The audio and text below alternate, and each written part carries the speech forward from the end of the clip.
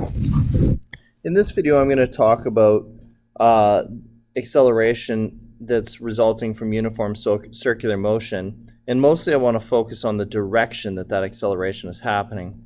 Just a quick reminder that when an object is going around in a circle, even if it's at a constant speed, because the direction of that object is constantly changing, there is a constant acceleration.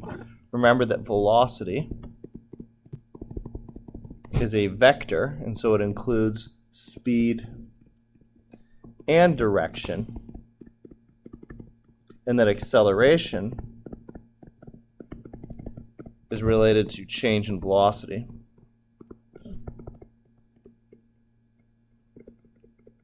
So a change in direction is still a change in velocity, and so it does cause an acceleration. So the first argument I'm going to make here is sort of a limit argument. This one's a little bit hard to follow, but imagine that this is the circle that the object is moving around in. Let's see if we can do better than that. There's the circle that the object is moving around in. And let's assume that this vector that I'm about to draw here represents the initial velocity, or v1, of the object. And we're going to consider it at a few different times. So we're going to consider that v1 and down here to v2. And this would be not a very good representation of the acceleration, because what we can see here is that we're going all the way from here to here. So we're going to get the average acceleration, but we're not going to get the instantaneous acceleration of this object. Acceleration is equal to v2 minus v1 over t, and I'm not particularly interested in the actual magnitude of this acceleration right now, so I'm going to get rid of the scalar t. Again, I'm trying to get the direction, not the amount, so this t affects the amount, but it's a scalar, it doesn't have any direction in it, so I don't really care about it. Also, to think about these vectors a little bit more simply, instead of thinking v2 minus v1, I'm going to call it v2 plus negative v1. And I think that will help our thinking. So, I'm going to use some tip-to-tail addition here. Here's v2. And then v1 would have been going, you see it here, it's going to the right. So if I want negative v1, I have to have it going to the left, like that. So my tip-to-tail addition for this vector is something like this. And that is v2 negative v1, that is v2 plus negative v1. So I'm going to call that A. I'm going to put it on as the red one, and it's going like this. Okay, so that's for this guy right here, or this vector right here. Now, I said this is a limit argument. What that means is I'm going to get closer and closer to instantaneous, and I'm going to look at where I'm trending. So the next thing I'm going to do is I'm going to make an arrow, and this time I'll make it in blue. And that way, will it make it in blue? I wonder why it won't do that. Whatever. Now I'm going to go a little, oh, it did it, okay. A little bit closer to my v1. So now my blue v2 is closer to v1. So this one was over a long period of time. This is over a shorter period of time. We're getting more instantaneous here. Now, if I do that addition, my negative v1 is still going in this direction like that. That's negative v1. But my v2, this time, that was leading to that, is going to go something like this. And I don't like that much. Let me just shorten them up a little bit. Something like that. So this is v. Let's see what happens. Oh.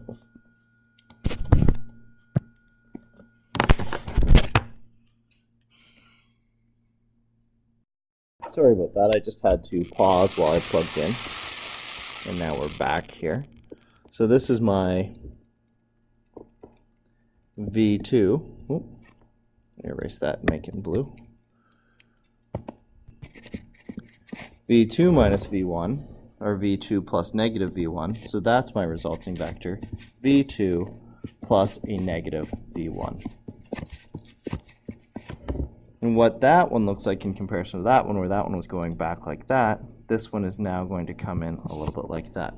And what we can start to see here is as I head towards the instantaneous, my vectors, my v2 minus v1 vectors, are getting closer and closer to pointing directly towards the center of the circle. Let's do one more here. Let's see if we can use green.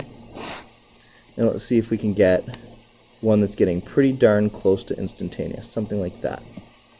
Okay? Now, again, getting v2 plus negative v1, my v2 is like that, and my v1 is like this, and so my v2 plus my negative v1 looks like that now. I should have made that get green. See if I can. No. Oh well.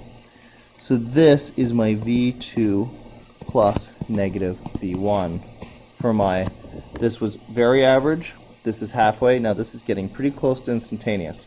And what I can see is that I'm getting really, really, really close to pointing straight into the center of that circle.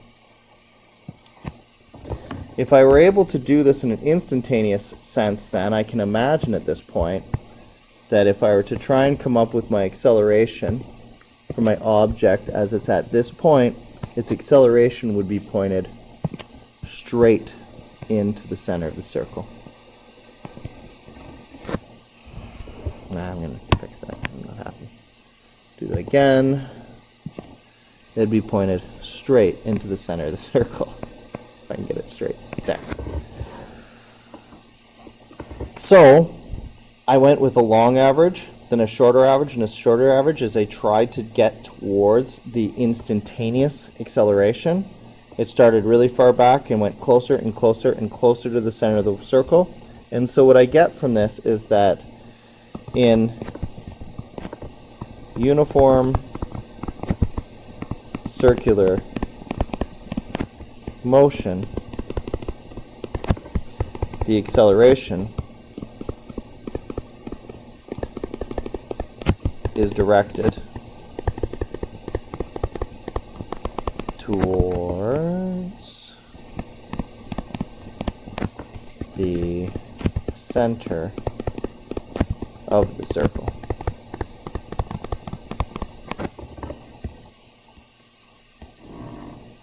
That's all well and good.